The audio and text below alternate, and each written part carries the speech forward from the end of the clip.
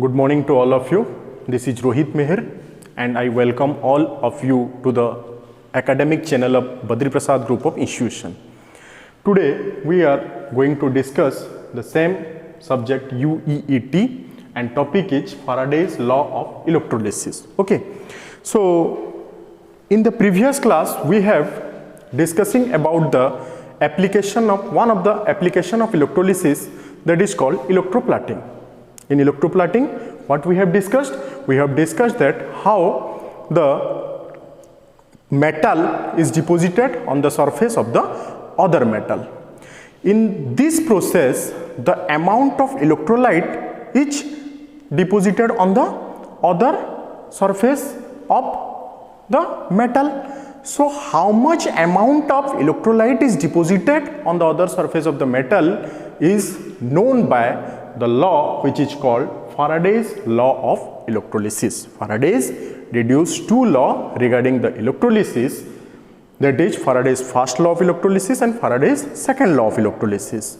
Here we are going to discuss about the first law of Faraday's law of electrolysis. What the statement tells? The statement tells that the weight of substance liberated from an electrolyte in a given time is proportional to the total quantity of electrolyte passed in that time. That means if we are doing electrolysis, the amount of electrolyte deposit is depends upon the amount of current we provide to that electrolyte.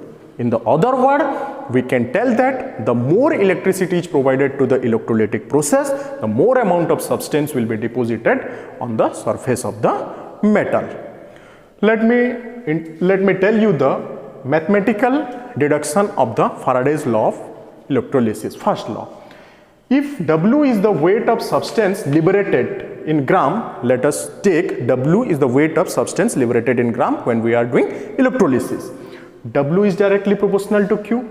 W is directly proportional to Q IT. Why IT? Q is equal to IT. We know that Q equal to IT. Q is equal to charge and which is equal to current into time. W equal to, if we draw the proportionality symbol, then we put a equal symbol by using a constant ZIT. W equal to, we find that ZIT. If, what is Z? What is Z? If I equal to 1 ampere and T equal to 1 second, we get W equal to Z.